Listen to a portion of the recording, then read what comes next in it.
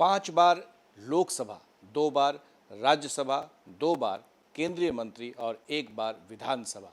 आप समझ सकते हैं कितने सीनियर लीडर हैं। हमारे साथ राजीव प्रताप रूडी जी। रूडी जी, मुझे रिटायरिंग लीडर की तरह परिचय दे रहे हैं, सीनियर लीडर। प्रकाश बोलिए। सवाल ये था कि इतना लंबा आपका राजनीतिक करियर रहा है, आपकी शुरुआत और फिर अभी जहाँ से बढ़ रहे हैं, छपरा, सारण लोकसभा क्षेत्र माना जाता है कि वो यादवों का गढ़ है और एक तरह से कह सकते हैं कि वहाँ पर लालू यादव और लालू यादव और लालू यादव है। इस बार कैसे ये करिश्मा हुआ? इस बार नहीं, कई बार हो चुका है। और देश के राजनीतिक में बहुत बड़े बड़े लोगों से मेरी मुलाकात होती है पार्लियामेंट में। पता नहीं आप लोग कितना मेरा नुकसान करते हैं। कोई ये समझता ही नहीं है कि राजीव प्रताप रूडी कहाँ से चुनाव लड़ता है, कि छपरा है, बिहार में लालू प्रसाद जी कौन हैं। लालू प्रसाद जी के बारे में पूरा भारत जानता है, लेकिन उसको छपरा में उनसे लालू जी से 2 बार चुनाव लड़ गए, उनकी श्रीमती जी से चुनाव लड़ गए, उनके समधी से चुनाव लड़ गए, उनकी बेटी से चुनाव लड़ गए। अब थोड़ा इंतज़ार करना पड़ेगा, घर में कौन बचा है पता नहीं है। और तो लेकिन उसमें जो आप प्रकाश जी, आपके जैसे लोग जो थोड़ा मेरा अंग्रेजी में ज़रा इंटरव्यू चला देते हैं ना, उसमें सब ज़ीरो हो जाता है। तो इसीलिए हमको लगता है लंबी यात्रा है। देखिए, यादवों का गढ़ है, सही है, उनकी संख्या बहुत ज़्यादा है और बहुत ज़्यादा है। हम कहीं नहीं हैं अगर मेरे समाज के बारे में, लेकिन सब समाज के लोग मेरे साथ चलते हैं और शायद इसीलिए इस बार भी संघर्ष रहा। लेकिन मुझे लगता है हर बूथ पर सब लोग मेरे साथ खड़े रहे और चुनाव के परिणाम ठीक ही आए। कुछ गड़बड़ियाँ हुई। बिहार में प्रशासन की लॉयल्टी होती है और प्रशासन की लॉयल्टी को आप बदल नहीं सकते हैं। बिहार में विकास तो 5 साल तक सब लोग इंटरव्यू करते रहते हैं, लेकिन चुनाव के 3 दिन पहले तक सिर्फ जात की बात होती है। और जात और प्रशासन अगर मिल जाए तो आप कहीं नहीं टिक सकते। और इस लड़ाई को मैं पिछले 30 साल से लड़ रहा हूँ। हमारे यहाँ जो, मैं अब आरोप तो नहीं लगाऊंगा, लेकिन चुनाव आयोग ने एसपी को हटा दिया, शायद कोई कारण होगा। आप मानते हैं कि इस बार जाति और प्रशासन दोनों आपके खिलाफ थे? इसका परिणाम तो मतपेट जो ईवीएम है उसके परिणामों से तो दिख रहा है। और शायद मैं सभी अफसरों को मान के चलता हूँ निष्पक्ष रहेंगे, लेकिन ऐसा बिहार में होता नहीं। और मेरा नेचर है कि चाहे किसी समाज का अफसर हो, मैं उसको बड़ा रिस्पेक्ट देता हूँ। लेकिन अगर लॉयल्टी के हिसाब से पॉलिटिक्स किया जाए तो बिहार खतरनाक जगह है साहब। उसमें भी छपरा, उसमें भी लालू जी का कॉन्स्टिट्यूंसी जहाँ वो राजनीति करते हैं। आपको हराने की साजिश तो नहीं हो रही?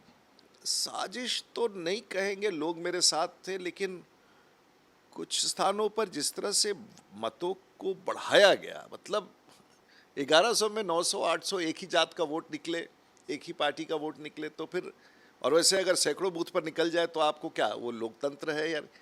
और हमने इन सब चीज़ों से हमेशा परहेज करते थे, इस बार भी परहेज किए। और मैं तो जांच करवाऊंगा, मैं जांच कराऊंगा। मैं बैठूंगा नहीं, क्योंकि कागज के मामले में राजीव प्रताप रूडी कभी चुप नहीं हुआ। मुझे थोड़ा अध्ययन कर लेने दीजिए। अगर ये सच है तो आने वाले बिहार में जो संविधान का खतरा और लोकतंत्र का खतरा है, मैं प्रमाणित करूंगा कागज पर कि बिहार में क्या खतरा है। तो खतरनाक है साहब, लेकिन चलिए, जो अंत भला तो सब भला। तो जो मत जिन्होंने दिया है उनका मैं सांसद हूँ, जिन्होंने नहीं भी दिया है उनका भी सांसद हूँ। लेकिन बिहार को तो बचाना पड़ेगा साहब। ऐसे ताकतों से अगर बिहार को नहीं बचाया गया तो बिहार तो ख़त्म हो गया है। रूडी जी, ये तो आपका संसदीय इतिहास था जो आपका मैंने बताया, लेकिन आप कितने इन वन हैं?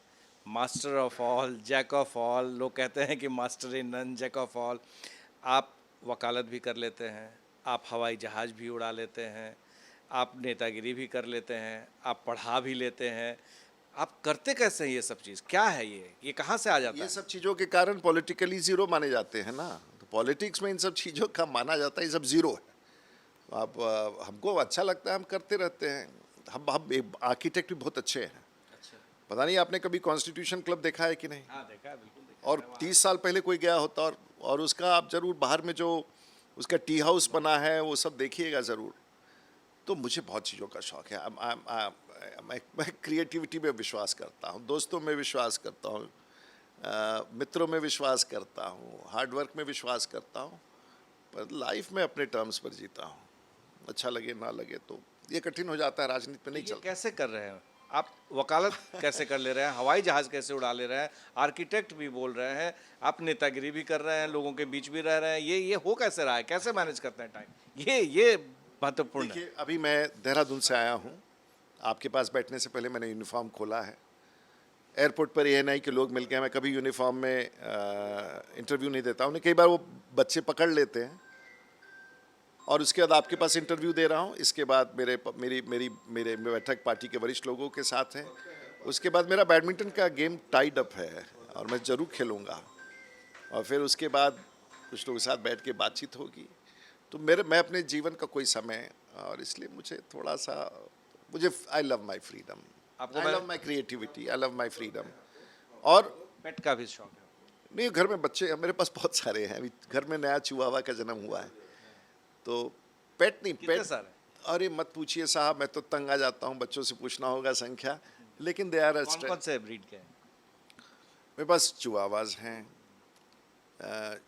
शित्सू हैं, कॉकर स्पैनियल हैं, उसके बाद एक ब्लैक पॉम है, एक एल्सेशियन है, और मत पूछिए, और भी एक दो कोको और भी है। एक कोको है जो मेल पॉम ये है चिहुआवा। काफ़ी सारे हैं। एंड ठीक है, बच्चों को भी पसंद है, मुझे भी पसंद है, तो बेड पर चढ़ते हैं तो थोड़ी नाराज़गी मेरी रहती है, लेकिन अब चलता रहता है लाइफ में। खाने पीने का भी शौक है? आप ऐसा पर्सनल बात क्यों पूछते हैं भाई? खाना वाना तो ठीक से खाना ही चाहिए। मैंने सुना है कि खाना बढ़िया नहीं रहता है तो आप थोड़े नाराज हो जाते हैं, बाहर चले जाते हैं खाने। नहीं, ऐसा नहीं, घर में बड़े अच्छे बच्चे भी अच्छा खाना बनाते हैं, और सब लोग खान में ठीक है, नॉर्मल। मुझे मैं बहुत फंसी नहीं हूँ खाने के बारे में, बहुत फंसी नहीं हूँ। बैडमिंटन का शौक? 100%। देश का सबसे अच्छा बैडमिंटन क्लब कॉन्स्टिट्यूशन क्लब में है, सबसे अच्छा स्विमिंग पूल कॉन्स्टिट्यूशन क्लब में है, सबसे अच्छा जिम देश का कॉन्स्टिट्यूशन क्लब में है। नहीं पसंद आएगा बहुत लोगों को। इस बार क्या लग रहा है, जिस तरह से जनादेश आया है, बीजेपी को पूरी मेजॉरिटी नहीं मिली है, वो मैजिक फिगर? मैं इस विषय पर तो कुछ नहीं बोलूँगा, और एनडीए को मेजॉरिटी मिली है, मेरे लिए सबसे बड़ी खुशी की बात है। Continuity is the thing which any government deserves, and that is what we also want in this country, and it's a victory, it's a very beautiful एक विक्ट्री। सवाल है रूडी जी, जो दर्शक जरूर जानना चाहते हैं, और वो ये है कि इस बार रूडी जी मंत्री बनेंगे कि नहीं बनेंगे? उसके लिए बहुत ज़रूरी होता है, जब एक पहले मंत्री पहली बार बनता है। मैं मंत्री रह चुका हूँ, और ये सवाल बहुत अनुचित सवाल है, और मंत्री ही बनना राजनीति में सब कुछ नहीं है। मेरा शौक बिहार है, मेरे बिहार के हालात बहुत ख़राब है। आपने तो पूरे बिहार में दौरा किया एक प्रोग्राम के तहत। मेरा मिशन अभी बिहार है साहब। अगर मुझे कुछ पॉलिटिक्स में कंट्रीब्यूट कर सकता हूँ, और नीतीश जी अच्छा कोशिश कर रहे हैं, हमारे पार्टी के लोग अच्छा कोशिश कर रहे हैं सम्राट, लेकिन एक चेंज बिहार में ज़रूरी है, और अगर मैं उस चेंज का पार्ट बन सकूँ बिहार में, तो मेरा ये मिशन यही है। मैंने राजनीति 30, 35, 36, 37 साल हो गया एमएलए एमपी बने हुए, तो मेरा मिशन बिहार है। अगर वहाँ मैं कुछ कर पाऊँ तो शायद मेरे लिए ज़िंदगी, और इससे बचना होगा। ये जो होता है चुनाव में, हर बूथ पर जाति, हर बूथ पर, ये सब बहुत कठिन हो गया, बिहार के विकास में बाधक हो गया। इससे भी लड़ते हुए और इसको साथ लेकर चलते हुए विकास की तरफ, देश दुनिया घूमने के बाद बिहार में थकावट सी होती है, जिससे भी मिलिए। सब जो लोग कुछ बिहार के लिए कंट्रीब्यूट कर सकते थे, सब बिहार छोड़ के चले गए, कोई है नहीं बिहार में। अगर हमारे जैसे लोग भी बिहार से छोड़ करके देश दुनिया घूमते रहेंगे, घूमना तो चाहिए, लेकिन चिंता नहीं करें तो बिहार देश का सबसे बड़ा राज्य होते हुए भी सबसे गरीब राज्य आज भी है। करना है, बहुत कुछ करना है। मेरा मिशन बिहार है। रूडी जी को सुना आपने, बहुत सारी ख्वाहिशें हैं आगे बढ़ने की, लेकिन टीस भी है और साथ ही ललक भी है कुछ कर गुजरने की।